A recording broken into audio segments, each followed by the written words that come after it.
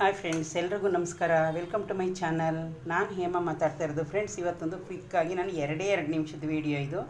ನಾರ್ಮಲ್ಲಾಗಿ ನಾವು ಅರ್ಜೆಂಟ್ಗೆ ಮೊಸರನ್ನ ಯಾವ ರೀತಿ ಮಾಡ್ಬೋದು, ಒಂದು 5-10 ಮಿನಿಟ್ಸಲ್ಲಿ ಫ್ರೆಂಡ್ಸ್. ಅನ್ನ ರೈಸ್ ಇದ್ದರೆ ಅಕಸ್ಮಾತ್ ನಾವು ಮಾಡ್ಕೊಂಡಾದರೂ ಇಟ್ಕೊಬೋದು. ಇದು ನೋಡಿ, ಎರಡೇ ನಿಮಿಷದ್ದು ನೋಡಿ ಫ್ರೆಂಡ್ಸ್. ಇವಾಗ ಕಾಣಿಸ್ತಾ ಇದೆಯಾ, ನಾನಿಲ್ಲಿ ಮೆಣಸನ್ನ ಪುಡಿ ಮಾಡಿ ಹಾಕಿದ್ದೀನಿ.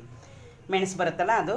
ಆಮೇಲೆ ಫ್ರೆಂಡ್ಸ್, ನಾನು ಇದರಲ್ಲಿ ನೋಡಿ, ಇದರಲ್ಲಿ ಒಂದು ಅರ್ಧ ಈರುಳ್ಳಿ, ಬೆಳ್ಳುಳ್ಳಿನ ಎರಡೇ ಇಕ್ಳು ಬೆಳ್ಳುಳ್ಳಿನ ಗೆಜ್ಜೆ ಹಾಕಿದ್ದೀನಿ. ನೋಡಿದ್ರಾ, ಇದು ನೀವು ಸಂಜೆ ತನಕ ಇಟ್ಟರು ಯಾವುದು ಏನೂ ಆಗಲ್ಲ. ಸಾಲ್ಟು ಇಷ್ಟೇ ಫ್ರೆಂಡ್ಸ್, ಇದಕ್ಕೆ ಏನು ಜಾಸ್ತಿ ಬೇಡ. ಆಮೇಲೆ ಫ್ರೆಂಡ್ಸ್, ಫಸ್ಟು ಸ್ವಲ್ಪ ಮಜ್ಜಿಗೆ ಥರ ಹಾಕಿ, ನೀರು ಥರ.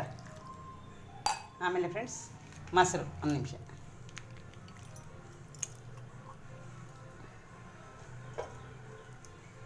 ಕಾಣಿಸ್ತಾ ಇದೆಯಾ ಮೊಸರು? ನೋಡಿ ಫ್ರೆಂಡ್ಸ್, ಮೊಸರು.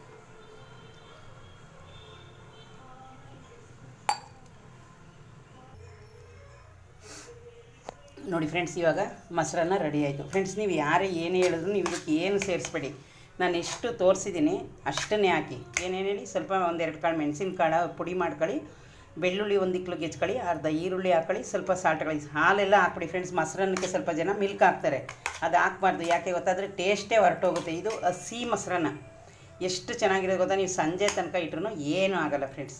ಅಷ್ಟು ಟೇಸ್ಟ್ ಇರುತ್ತೆ, ತುಂಬ ಟೇಸ್ಟ್ ಇರುತ್ತೆ, ಬಾಯಾರಿಕೆನೂ ಬರೋಲ್ಲ.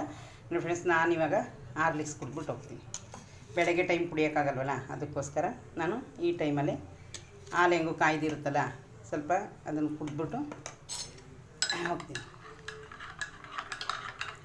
ಸೆಕೆಂಡ್ ಶಿಫ್ಟ್ ಇದ್ದರೆ ಫ್ರೆಂಡ್ಸ್, ನಾನು ಬೆಳಗ್ಗೆ ಟೈಮ್ ಕುಡಿಯೋಲ್ಲ. ಅದಕ್ಕೆ ನಾನು ಇವತ್ತು ಸ್ವಲ್ಪ ಮೊಸರನ್ನ ಮಾಡ್ಕೊಂಡು ಸಾಂಬಾರನ್ನು